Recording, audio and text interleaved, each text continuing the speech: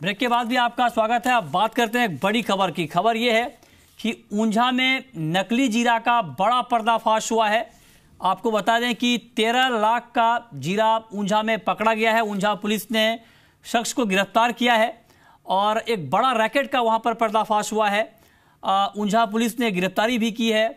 और आपको बता दें कि ये पूरा मामला नकली जीरा बनाने का है। AL505 ये एक ब्रांड है जीरे का, और इस ब्रांड दो मामला सामने आया है। एक ब्रांड की चोरी की गई है और दूसरा ये कि इस ब्रांड में नकली जीरा मिलाकर डोमेस्टिक मार्केट में सप्लाई किया जाता था और साथ साथ एक्सपोर्ट भी उसके साथ मिलावट के साथ यहाँ पर होता था। तो इस बड़े रैकेट का पर्दाफाश हुआ है। ऊंझा पुलिस ने गिरफ्तारी की है। इस पर बातचीत करने के लिए हमारे साथ विमल भाई पटेल हैं, जो कि AL505 ब्रांड के ओनर हैं। इनके ब्रांड की चोरी हुई है, उसमें मिलावट के साथ जीरा बेचा गया है। विमल भाई, आपका स्वागत है। और साथ ही हमारे साथ ऊंझा थाना के SHO भी हैं। इनसे भी हम जानेंगे आखिर पूरा मामला क्या है। लेकिन विमल भाई, सबसे पहला सवाल मेरा आपसे ये कि आप जरा हमारे दर्शकों को ये समझाएं कि आखिर ये पूरा मामला क्या है और किस तरह से ये पर्दाफाश हुआ है। मृत्युंजय जी, इसमें ऐसा है कि जैसे हमें एक माहिती मिली थी कि भाई हमारे जो रजिस्टर्ड ब्रांड है उसमें से जो AL505 ब्रांड है उसमें किसी किस्म द्वारा मिक्सिंग और बनावटी जीरा बना के हमारी मार्केट की कॉपीराइट का चोरी कर रहा था। तो वो हम लोगों ने उस जगह का पता लगा के ऊंझा पुलिस में PI वारन साहब को फोन से बताकर उनके साथ मिलकर उसके जो गोडाउन थे वहां पे हम लोगों ने वहां रेड की थी। और वहां जाके हमने देखा तो बिल्कुल ही हमारी मतलब उन लोगों ने जो क्वालिटी जो थी हमने देखी, उसके जो मिक्सिंग करने की जो चीज थी हमने देखी, बिल्कुल ही वो जो अखाद्य चीज होती है जिसको खाने से हेल्थ के साथ भी मतलब काफी नुकसान होता है। और इन लोगों ने जो घास जीरा बोलते हैं, जो सौंफ को उसके ऊपर केमिकल युक्त मिट्टी लगा के फिर उसको जीरे में जो मिक्सिंग करते हैं, इस तरह का ये लोग प्रोसेस करके फिर जीरे में मिक्स करके हमारी ब्रांडों में ये देसावरों में माल भेजते हैं। और यही लोग हमारी ब्रांडों को बदनाम करते हैं। हाँ। और उसके कारण ऊंझा की जीरा मंडी भी बदनाम होती है। नहीं, मैं आपसे ये जानना चाहता हूँ ये नकली जीरा वहां पर किस तरह से बनता था। अगर आप पूरी प्रक्रिया यहाँ पर समझा पाए दर्शकों को तो ये आसानी होगी हमें समझने में कि ये पूरा रैकेट किस तरह से काम करता था। ये लोग जो है ना वो घास जीरा का एक ऐसी वनस्पति आती है उसके ऊपर, और जो सौंफ की जो हल्की बारीक सौंफ होती है उसको पानी में भिगोकर ये लोग केमिकल युक्त मिट्टी होती है जो उसको पानी में भिगोने के बाद उसके ऊपर लगाते हैं और उसको सुखाने के बाद बिल्कुल जीरे जैसा कलर हो जाता है उसका। और वो फिर जीरे में अब रिक्वायरमेंट के हिसाब से, वो परसेंटेज के हिसाब से वो फिर इसमें मिलावट करके फिर इसको पैकिंग करते हैं और फिर डिस्पैच करते हैं मुझे जी। हाँ, तो इसकी सप्लाई कहाँ होती थी?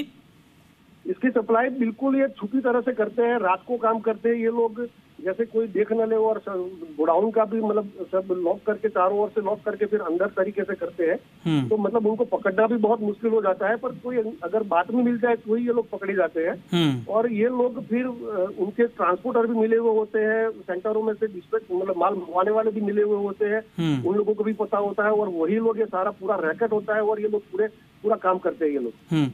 क्या कोई और यहाँ पर आपके पास ऐसी कोई जानकारी है कि और भी इस तरह के गोडाउन्स हैं वहाँ पर, इस तरह की फैक्ट्री है जहाँ पर इस तरह का काम चल रहा होगा?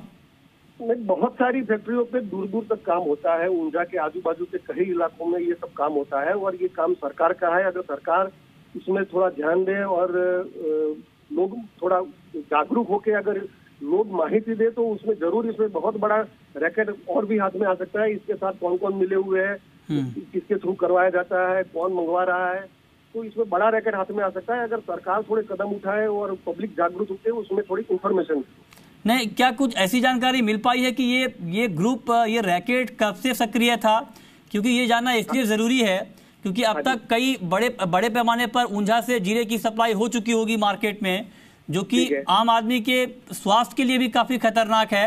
तो मैं तो पहले ये जानना चाहूंगा कि जो आपका ये ब्रांड है 505, इसकी सप्लाई कहाँ होती है, देश में किन किन इलाकों में होती है, और क्या इस बात की आशंका है कि उसमें आपके ब्रांड की चोरी करके उसमें पहले भी मिलावट के साथ ये जीरा बेचा गया हो? बिल्कुल बिल्कुल बिल्कुल मृत्युंजय जी, इसमें ऐसा है कि हम सालों से मतलब हमारा पूरा नॉर्थ इंडिया है, मतलब एक्सपोर्ट बाहर भी जाता है माल हमारा, तो हम सालों से अपने ब्रांडों में काम करते हैं। और इन लोगों ने आगे भी कहीं मतलब कब से ये काम कर रहे हैं वो तो सारा पुलिस इन्वेस्टिगेशन में बाहर आएगा, पूरा रैकेट उनका बाहर आएगा। और ये लोग 30 किलो की जो छोटी पैकिंग होती है उसमें मेरे ख्याल से मिक्सिंग नहीं होती है, पर जो 40 केजी की जो जूट बैग होती है ये उसमें मिक्सिंग करके ये अपना काम करते हैं और शॉर्ट टाइम में ये पैसा कमाने का इनका आसान तरीका है ये। और ये लोग सारा मिलके जो हमारी जो जहाँ मार्के हमारी बिकते हैं वहीं कस्टमर को खड़े करके ये वहीं पे माल भेजते हैं ये लोग। ओके, चलिए बहुत बहुत शुक्रिया आपका हमसे जुड़ने के लिए और ये पूरी जानकारी देने के लिए। तो एक बड़ी खबर है, नकली जीरे का पर्दाफाश हुआ है और ये कहीं ना कहीं एक बड़ा रैकेट यहाँ पर सामने आया है और ये स्वास्थ्य के लिए भी काफ़ी हानिकारक है। अगर आप नकली जीरा कंज्यूम करते हैं तो निश्चित तौर पर इसके ऊपर एक बड़ी कार्रवाई होनी चाहिए। चलिए आगे बढ़ते हैं, एक बार लौटते हैं फिर से मार्केट पर। हम बात कर रहे थे गोल्ड और सिल्वर की। जिगर पंडित, क्या व्यू है आपका सोने चांदी के ऊपर?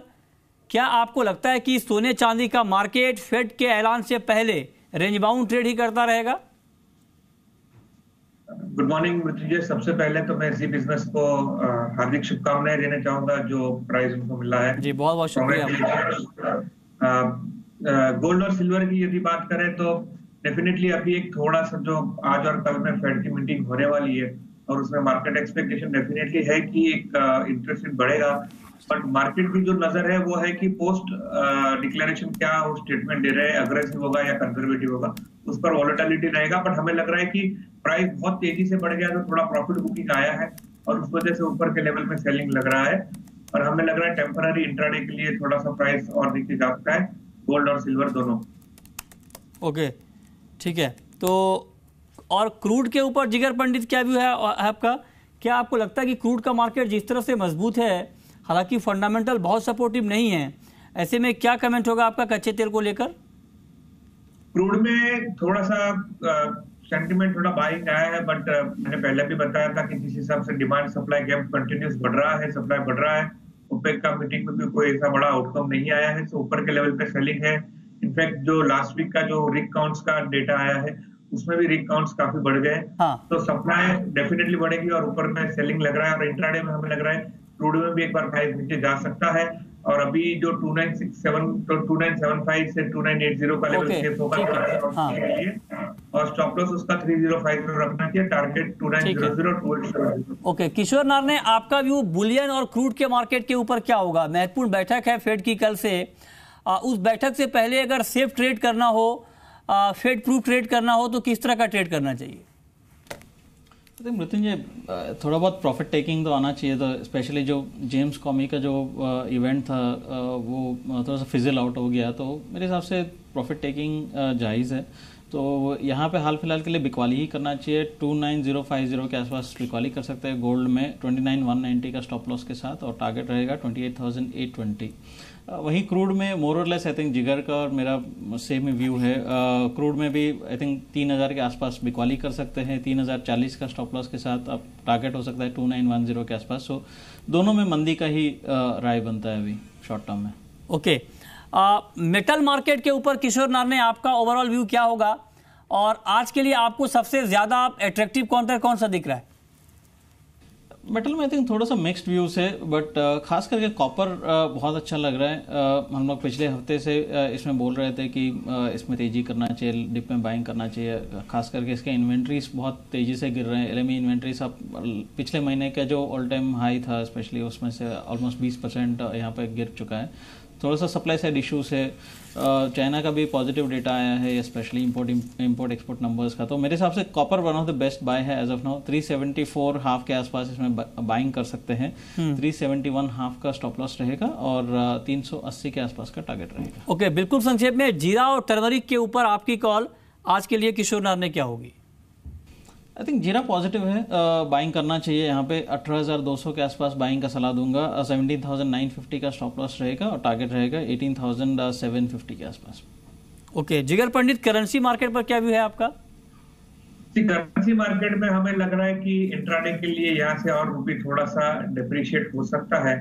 सो we would be recommending to buy जो 64.45 अभी लेवल चल रहा है बाय करना चाहिए और उसका स्टॉप लॉस रखना चाहिए 64.41 का। और टारगेट होगा उसका 64.55 और 64.63। जी, और अब वक्त है रैपिड फायर राउंड का।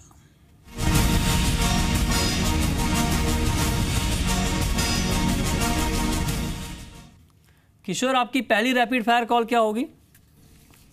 मैं कॉपर में बाइंग का सलाह दूंगा। 374 हाफ का लेवल पे बाइंग करना चाहिए, 371 हाफ का स्टॉप लॉस और 380 का टारगेट। जिगर पंडित, आपकी कॉल?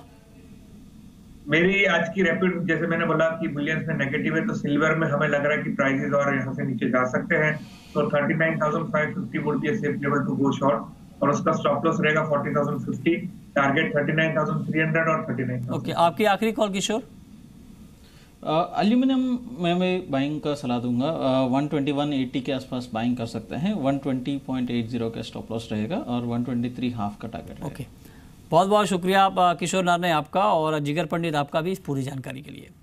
तो फिलहाल इस बुलेटिन में इतना ही। वक्त है एक ब्रेक का, और ब्रेक के बाद आप जान सकते हैं कि शेयर मार्केट में आपके लिए कमाई के मौके कहाँ पर होने वाले हैं। नमस्कार।